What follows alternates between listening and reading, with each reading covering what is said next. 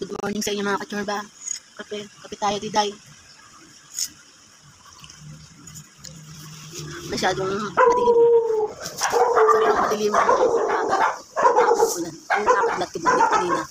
Medyo kita ko makita. Ang nilaki ang kidlat diday. Nakakaloka. Dahil dyan kahit pa paano. Tara tayo mag-chismis, chikahan. Sakit-sakit na kayo. Mahirap na matamaan tayo kidlat.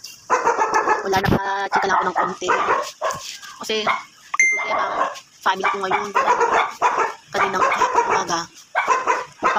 Yung pangalawa ko namang kuya ang na-stroke. Napakasad naman. Naging sunod-sunod ang aming stroke. Kasi nga, noon yung parents ko, mama ko, papa ko, na-stroke yun. Tapos patay na sila ng 10 years na ago. Tapos sumunod nga doon, ako nga di ba na-stroke nga ako last year. Ang problema kasi sa akin, medyo okay na. Pero ito pala. Mula mata. Yan ang hindi pa okay sa akin. Kaya nainom pa rin ako ng gamot ng 3 beses na. Buti nga 3 beses na lang kasi dati 8 talaga ang gamot ko dahil. Iba sa umaga, iba sa tanghali, iba sa gabi tapos kong kumain. Yan, hanggang ngayon naman ito. Kaya hindi ako masyadong nayuko-yuko kasi masakit ang masakit ang ulo. Masakit ang mata. So ngayon, nung nakaraang buwan ata buwan, yung kuya ko ng panganay, sobrang taas ng BP. Buti na lang, safe pa niya yung broken heart. Pinaka-stroke niya, na safe siya. Kaya, naano ka siya sa ospital. So, pasalamat sa Diyos at naging okay si kuya. Kaso, ang pinaka-mahirap, kasi kahapon, sumunod naman, yung kuya kong pangalawa.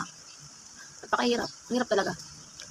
Halos hindi na rin ako makatulong. Hindi ako makatulong kasi hindi pa rin ako makatrabaho. Naiinis na ako talaga sa buhay ko.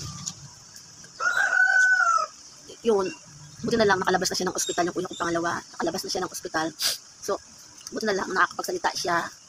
Hindi ko lang alam kung nakakalakad pa na okay pa talaga yung Kasi sabi nung biyanan ko, hipag yung asawa niya, ikat naman na i-exercise niya lagi, hihilutin para maging okay.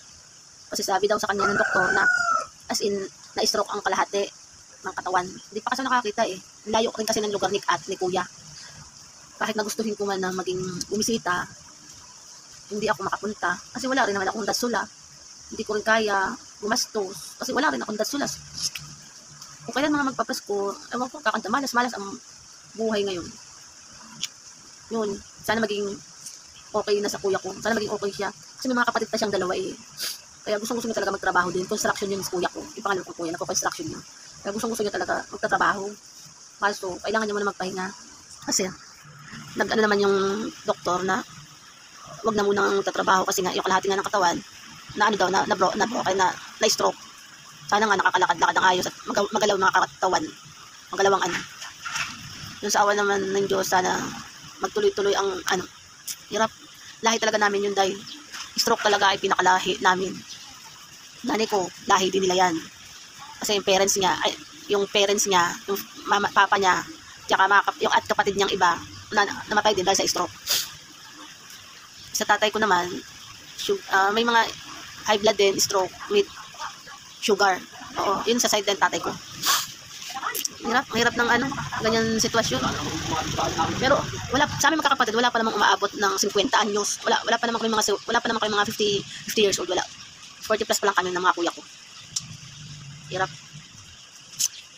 Sana maging sa totoo lang, yung sumunod kong kapatid na babae, naawa na rin siya sa buong pamilya. Kasi sa ngayon, siya yung parang tumutulong ngayon sa amin kasi masama din ang pakiramdam niya, pero kinakaya niya magtrabaho para mabigay niya lahat ng tulong.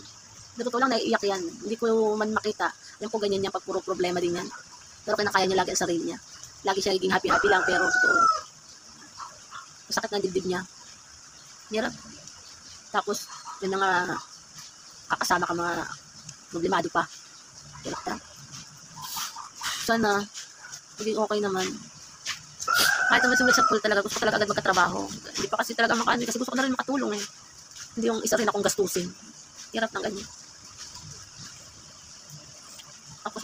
Tapos meron ka rin kapatid na paengot-engot, nakablusit. Kung problema lang ang ginagamit sa inyo. Abusit. Meron talaga sa isang pamilya, may kasama kang isang kapatid na paengot-engot, nakakabusit. Sana nga maging tayo. Hirap pag may halos sabay-sabay, nagkanda stroke na. Sana makalalakad-lakad ng ayos. Paano ka? Okay, wag na, hindi na makapagtrabaho. Pero tiwala lang, basta maging okay. Kaya sabi ko sa kuya ko, kasi kasuhin niya yung mga kailangan dahil, di ba, marami namang PhilHealth ngayon at SS na ano ka ng nagiging positive sa pag-asikaso ng SS at PhilHealth. Kasi habang may mahawak siyang budget, asikasuhin lang nila.